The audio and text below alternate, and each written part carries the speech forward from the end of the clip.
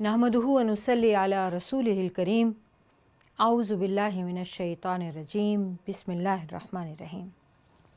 अज़ीज़ान गिरामी, अस्सलामु अलैकुम व रहमतुल्लाहि व बरकातुहू। हमारा आज का टॉपिक हज़रत लूत अलैहिस्सलाम है।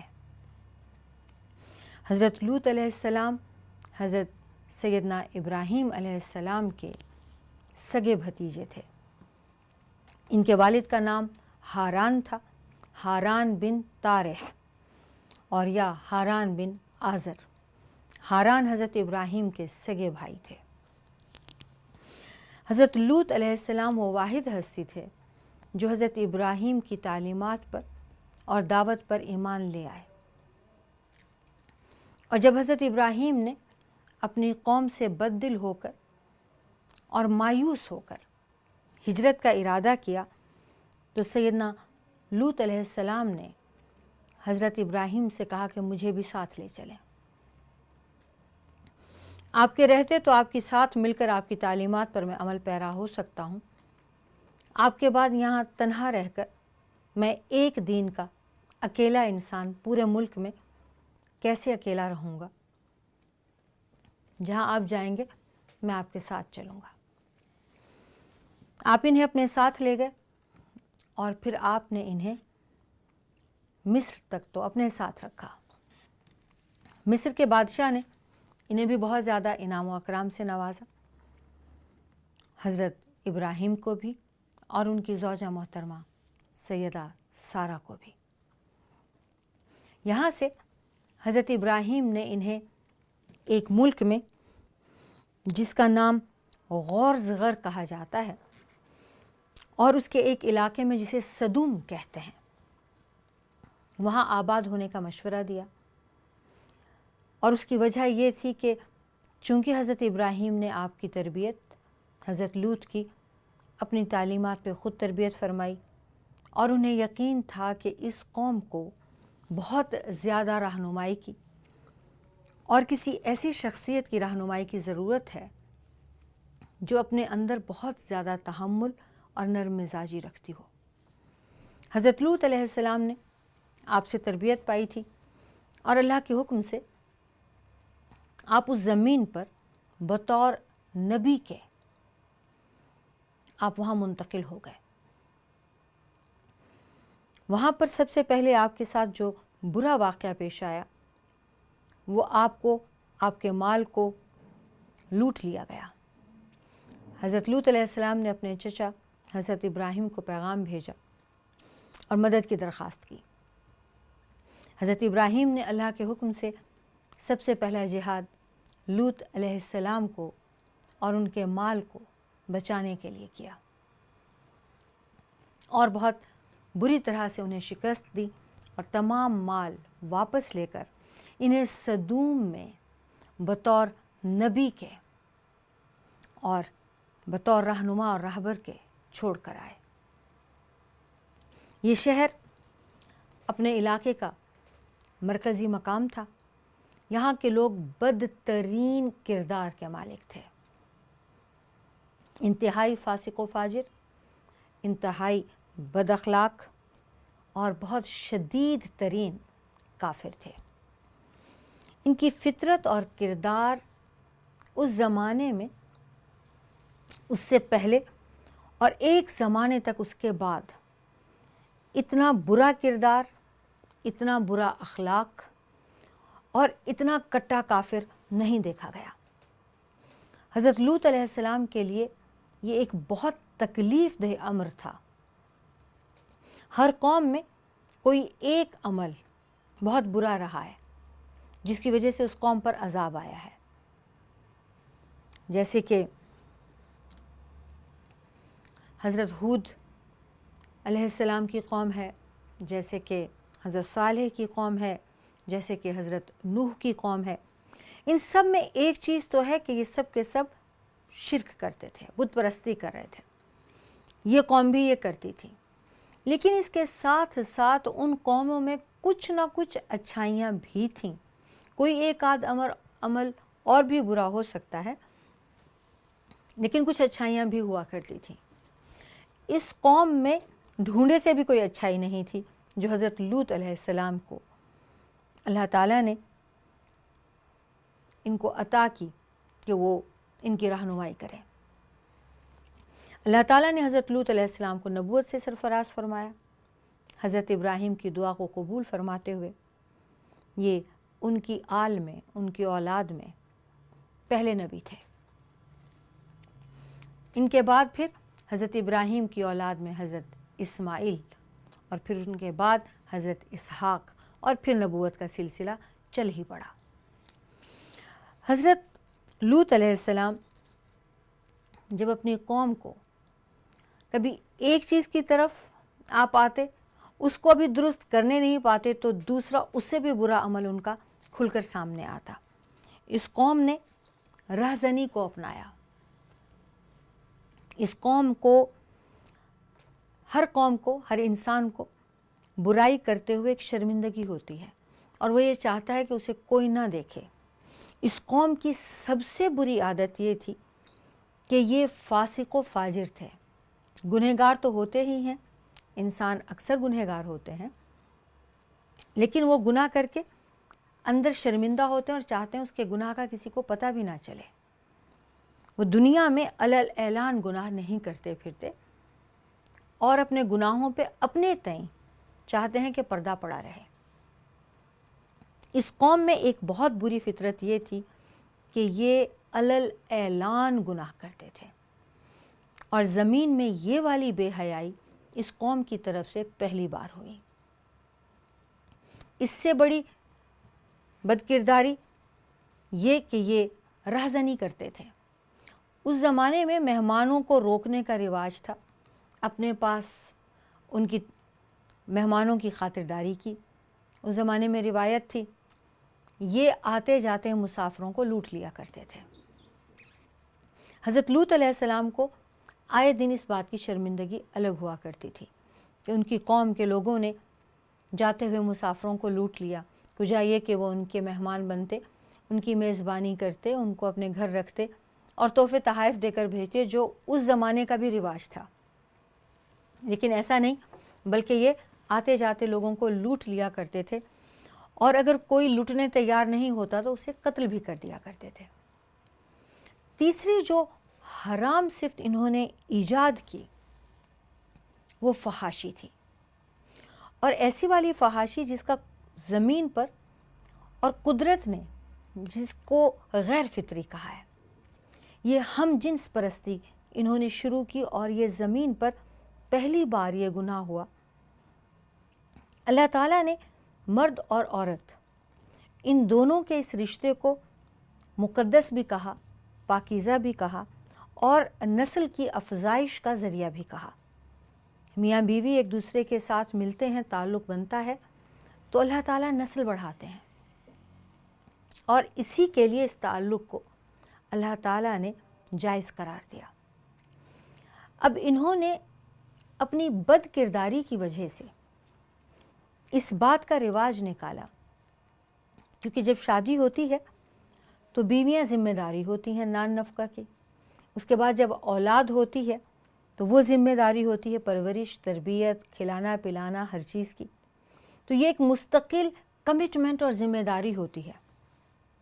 یہ قوم اس بات کے لیے تیار ہی نہیں تھی، اور انہوں نے پہلے تو یہ ذمہ داری سے بچنے کے لیے کہ اس جھنجھٹ کو کیوں پالا جائے، اور پھر اس فحاشی میں انہوں نے اس کو اس قدر رواج دیا، ہوتے ہوتے یہ غیر فطری عمل ان کی خواہش بن گیا۔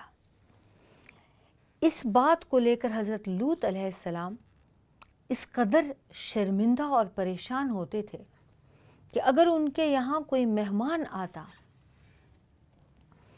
تو وہ ہر طرح سے اس بات کی کوشش کرتے، جبکہ وہ حضرت ابراہیم کے بھتیجے اور خاندانی مہمان نواز تھے، وہ یہ پوری کوشش کرتے کہ یہ مہمان یہاں پر اس بستی میں، اس قوم میں رکے ہی نہیں، اس لیے کہ ان کی قوم اس قدر بد کردار اور اس قدر فحاشی پر بے باک اور جری ہو چکی ہے کہ انہیں تو کوئی شرمندگی اور شرم آئے گی نہیں، اور حضرت لوط علیہ السلام अपने मेहमानों के सामने शर्मिंदा हो जाएंगे। ये कुछ आमाल थे और इन तमाम आमाल को यकजा किया गया तो सिवाय अजाब के और कोई नतीजा नहीं निकला। लेकिन बाकी हर अमल का कोई ना कोई हल था। इस एक अमल को लेकर इन्हें बार बार, ये जो हमजिन्स परस्ती है, इस एक अमल को लेकर इन्हें बार बार तंबीह की गई, धमकाया गया, डराया गया और फाइनली इन पर अजाब नाजिल हो गया। अल्लाह ताला ने कुरान मजीद में बहुत मकामात पर इस वाक़े का ज़िक्र किया है। सूरह आराफ में इरशाद है, और इस तरह जब हमने लूत को पैगंबर बनाकर भेजा तो उस वक्त उन्होंने अपनी कौम से कहा कि देखो, तुम ऐसी बेहयाई का काम क्यों करते हो? तुमसे पहले तो अहले आलम में किसी ने इस तरह का काम नहीं किया, यानी ख्वाहिश नफसानी पूरी करने के लिए औरतों को छोड़कर मर्दों के साथ शहवत रानी करते हो। हकीकत यह है कि तुम लोग हद से निकल जाने वाले हो। और उनकी कौम को हज़रत लूत के इस बात का जब कोई जवाब न बन पड़ा तो वो लोग बोले, उन लोगों को, लूत को और उनके घर वालों को अपने गांव से निकाल दो। ये लोग बहुत पाकबाज बनना चाहते हैं।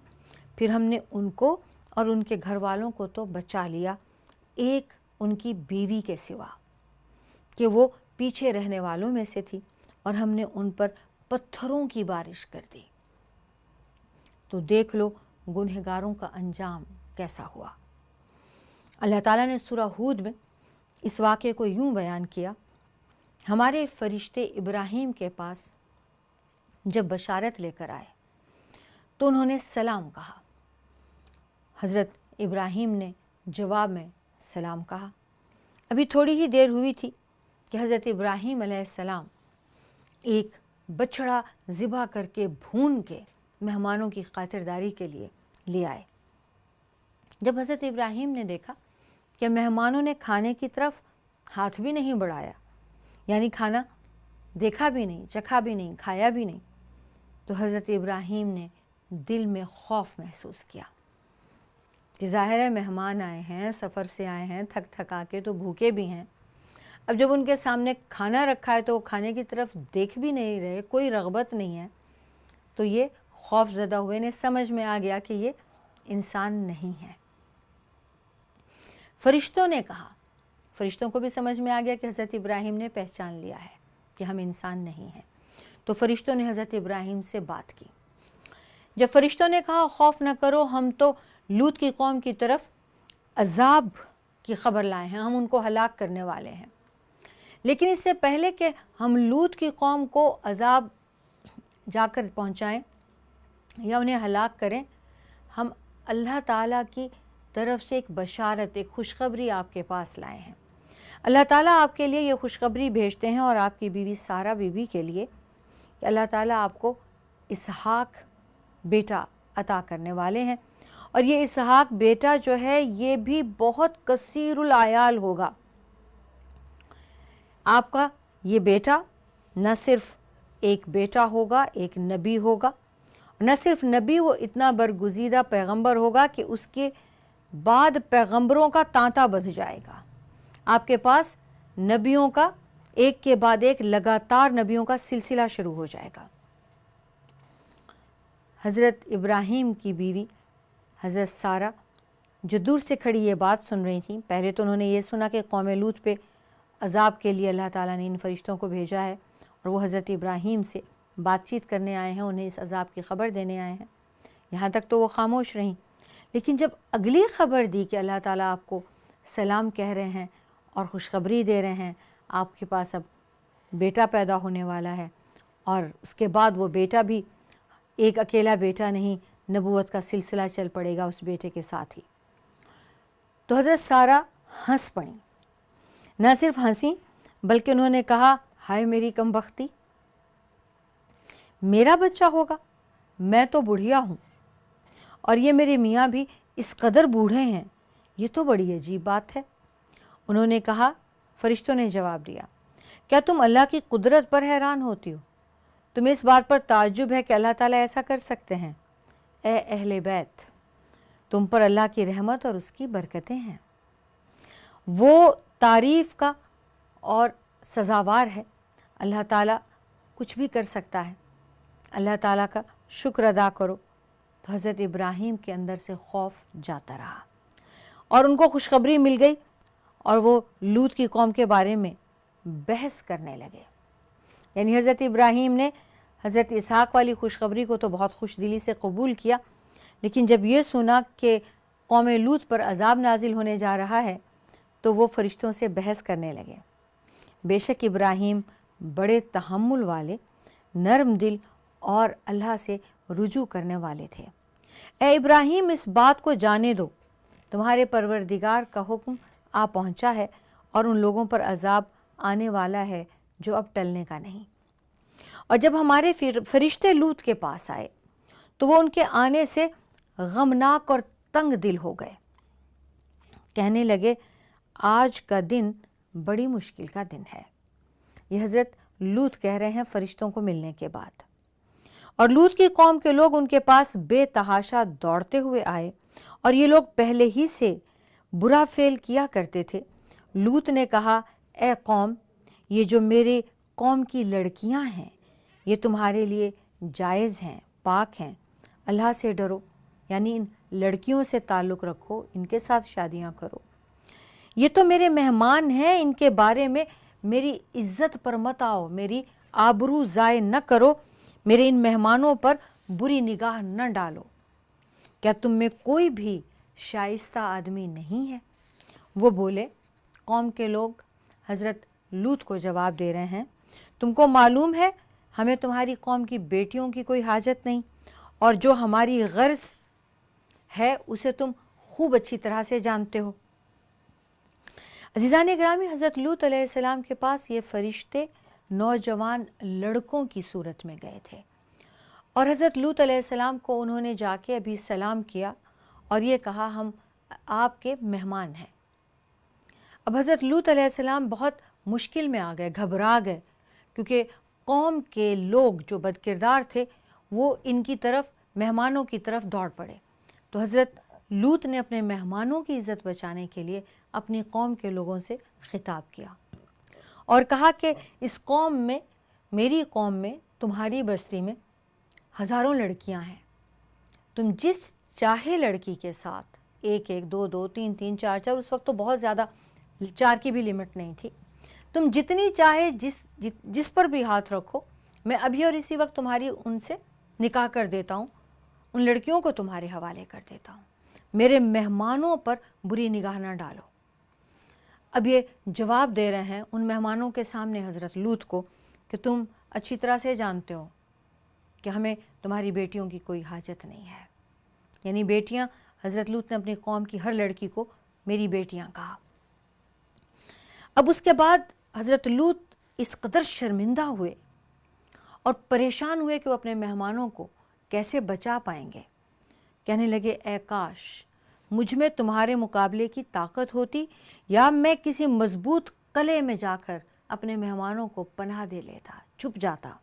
فرشتوں نے جواب میں کہا۔ اب فرشتے دیکھ رہے ہیں کہ حضرت لوط علیہ السلام ان کے لیے پریشان ہیں، تو فرشتوں نے کہا، اے لوط، تم ہماری فکر نہیں کرو، ہم تو پروردگار کے فرشتے ہیں، یہ لوگ ہرگز ہم تک نہیں پہنچ سکیں گے، تمہیں ہم اللہ کی طرف سے ایک پیغام دینے آئے ہیں۔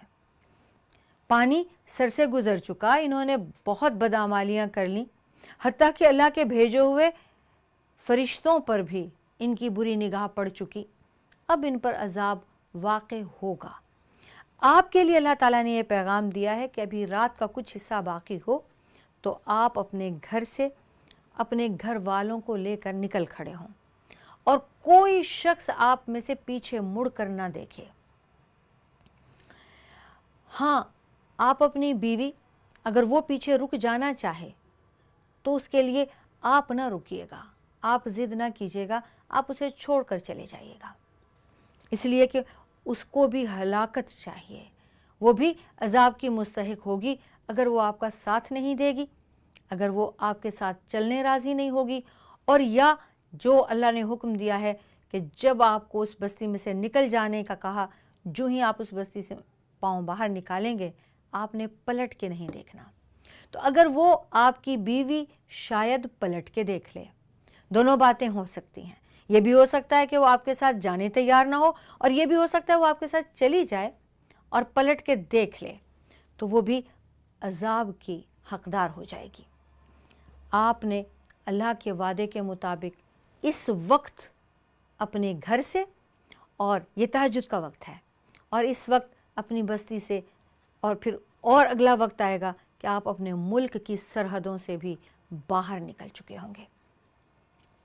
وعدے کے مطابق صبح کچھ دور ہے، تو جب اللہ تعالیٰ فرماتے ہیں ہمارا حکم آیا تو ہم نے اس بستی کو الٹ کر نیچے کر دیا، چھتیں نیچے اور فرش اوپر، الٹ دیا، نیچے کا اوپر کر دیا، اوپر کا نیچے کر دیا، اور ان پر پتھروں کی بارش کر دی، تے بتے، پے در پے ان پر کنکریاں برسائیں، پتھر برسائے جن پر تمہارے پروردگار کے یہاں سے نشان لگے ہوئے تھے، یہ پتھر اس انسان کو مارا جائے گا۔